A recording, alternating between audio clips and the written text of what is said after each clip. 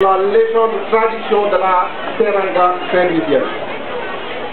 Le thème de la journée mondiale de la population en cette année, portant sur l'accès universel aux services de santé procréative, n'est pas fortuit. Il a été choisi pour plusieurs raisons, particulièrement pour redynamiser les engagements pris par les États dans ce domaine et pour rendre hommage à ceux et celles qui dispensent informations, services et produits de santé procréative. Déjà en 1994, la conférence internationale qui s'est tenue sur la population et le développement avait recommandé l'accès universel aux soins de santé procréative d'ici 2015. Mesdames, Messieurs, les problèmes liés à la santé procréative demeurent dans le monde la principale cause de mauvaise santé et de mortalité pour les femmes en âge de procréer. Plus d'un demi-million de femmes meurent chaque année des complications liées à la grossesse, à l'accouchement et au postpartum. 99% de ces femmes sont dans les pays sous-développés. Il est aussi pénible de constater que pour chaque décès maternel, au moins 20 femmes souffrent de séquelles liées à l'accouchement, telles que les fistules obstétricales et la stérilité. En dépit des efforts entrepris par les pays, la morbidité et la mortalité compromettent encore fortement la vie et le bien-être des femmes, souvent à l'âge auquel elles sont productives et le plus utile à leur société. Les mariages précoces, les grossesses nombreuses, souvent tardives et sont encore fréquentes. Les pratiques néfastes à la santé de la mère et de la fille sont encore de pratiques courantes.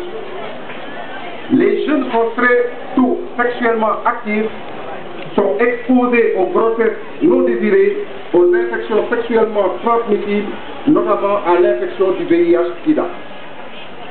La célébration de cette journée est d'autant plus significative pour nous que le rôle de l'UNFPA, le Fonds des Nations Unies donc pour la population, est de soutenir les initiatives de maternité à moindre risque partout dans le monde et de veiller à ce que chaque femme ait accès à des services de planification familiale, une assistance qualifiée lors de l'accouchement et des soins obstétricaux d'urgence en cas de complications.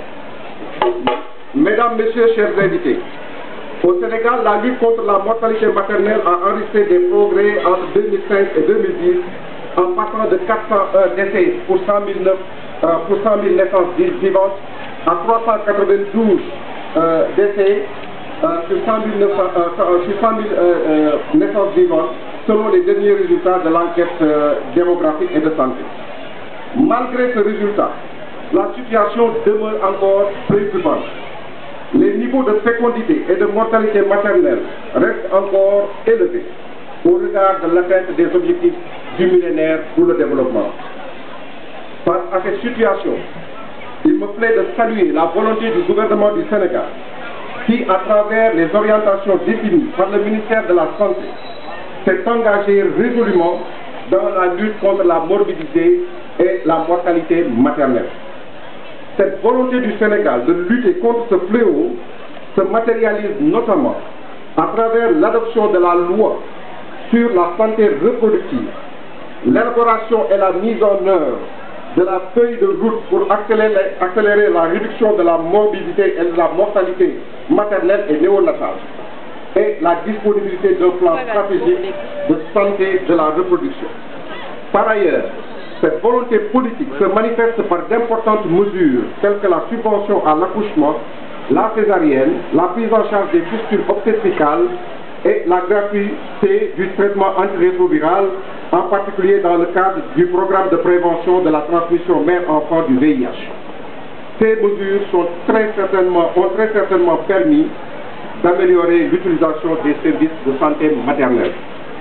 Cependant, je dis bien cependant, force est de reconnaître qu'une proportion importante de femmes, c'est-à-dire 38%, accouchent encore à domicile, probablement sans aucune assistance qualifiée. Pour améliorer cette situation, l'implication des hommes, le soutien des maris s'avère déterminant pour garantir aux femmes enceintes un accès aux services de santé de la reproduction, un suivi régulier de leur grossesse et un accouchement sécurisé, assisté en milieu sécurisé. À ce titre, l'UNFPA appuie actuellement une initiative communautaire pilote appelée École des maris à Tambacounda afin de mieux conscientiser les hommes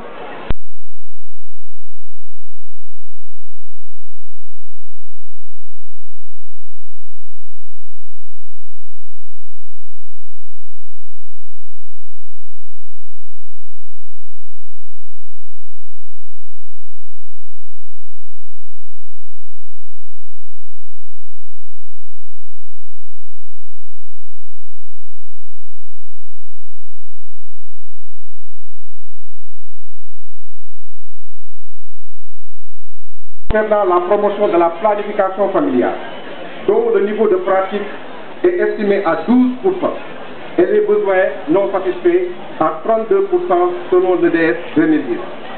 Vous convenez donc avec moi que la contraception volontaire est un déterminant important de la morbidité et de la mortalité maternelle et infantile. La satisfaction des besoins exprimés en planification familiale pourrait baisser de façon drastique la mortalité maternelle et infantile. Soutenir la planification familiale, c'est sauver la vie de la mère et de l'enfant. Mesdames, Messieurs, c'est ici qu'il convient de louer la pertinence du choix de Saint-Louis pour abriter cette cérémonie. En effet, les résultats de l'EDS 5 ont largement reflété les efforts importants entrepris par l'ensemble des parties prenantes ici. Les indicateurs de la région dans beaucoup de domaines ont connu des progressions notables. C'est le cas notamment de la prévalence contraceptive qui est passée de 10 à 16,1%, de l'accouchement assisté qui a évolué de 48,3% à 69%, et de l'accouchement par césarienne qui est passé de 2,8 à 5,2%. Ces avancées résultent en un point douté de la synergie entre les différents partenaires dont il me plaît ici de souligner le rôle déterminant de notre partenaire stratégique que constitue la coopération luxembourgeoise. Au titre de ce partenariat, je ne peux manquer de rappeler l'important investissement consistant au relèvement du plateau technique, au renforcement des compétences des prestataires, à l'amélioration du système de référence recours et la disponibilité de l'offre au niveau communautaire. Mesdames, Messieurs, il est important que nous travaillions la main dans la main pour faire en sorte que chaque enfant soit désiré et que chaque accouchement soit sûr et aide à fonder des familles équilibrées et plus solides. Pour l'UNFPA, il s'avère fondamental de protéger la santé des populations, de même que le droit en matière de procréation pour préserver leur avenir pour un développement durable. Je puis vous assurer que le Fonds des Nations Unies pour la population a été et reste un partenaire engagé pour le Sénégal dans sa croisade contre la mortalité maternelle. C'est dans ce cadre que le 7e programme d'assistance de l'UNFPA au gouvernement du Sénégal, couvrant la période 2012-2016, un accent particulier a été donné sur les stratégies visant à réduire la mortalité et la morbidité maternelle en ciblant particulièrement les régions de Tambacounda, Matam, Louga et Saint-Louis.